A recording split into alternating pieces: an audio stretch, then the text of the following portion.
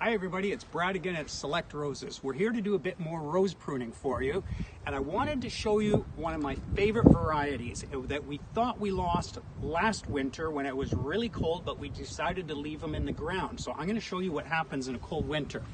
The variety we're looking at is one of the Cordes varieties called Beverly. It's a hybrid tea, so mostly long stem blooms, and it is one of the most fragrant roses I have ever smelled. It has a fantastic scent. The plant, as you can see, is vigorous growing, super resistant to black spot. You don't have to worry about spraying it, but I want to show you what happened last year. Because it's in our wet bed and it was very cold the previous winter, you can see how we had to cut these down right to the stubs like this.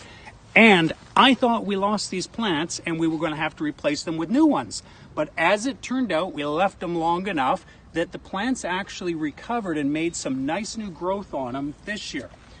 If you want to come down here, you'll see another one that we left. Here's one that it's all dead wood now. So this is a cane that I left last year, and I should have pruned it out down to the base. You see where my hand is there?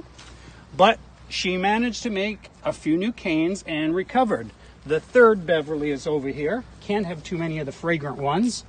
And this one, look down in here, and you can see where we cut down to all of this. So basically, this rose was the size of my fist there last year, and it was able to recover. That's how amazing a strong growing rose is.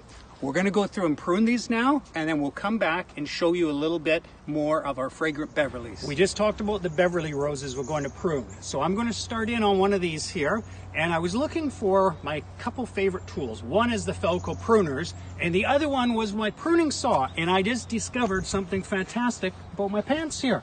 There is a perfect pocket to hold my pruning saw in. I love that. My video Alana girl had a good laugh about that. Okay, so here's what we need to do. We'll put our glove down since we didn't bring our trusty kneeling pad. We're going to open up the pruning saw and take out this oldest piece of wood here, right down close to the healthy cane. We'll pull that out, and the few little twigs that are left, we'll cut those right down to the inside of the bush. We're going to thin this one out. And Beverly was kind enough to make us these wonderful strong growing canes. So this is a big girl. Beverly likes to grow up to 6-7 feet a year. So we want to take off at least 50% of the wood. And imagine that all of this came back from a bush that I thought we were going to lose. I thought the whole plant was gone. But she managed to come back and supply us with a lot of fragrant roses last year. We'll thin out. You notice this cane is they're going to be crossing, so that's got to be thinned out.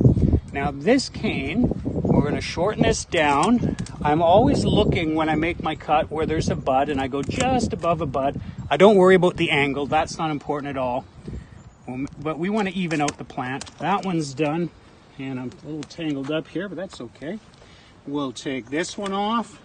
Sometimes a little shoot like this I will leave, other times I'm going to take it off. Since this plant is barely recovering, it has, well, I should say it's recovering well, I will take that tiny little shoot out, and Beverly hopefully will give us some strong new canes again from the base.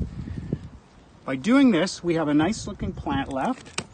It's all in balance now.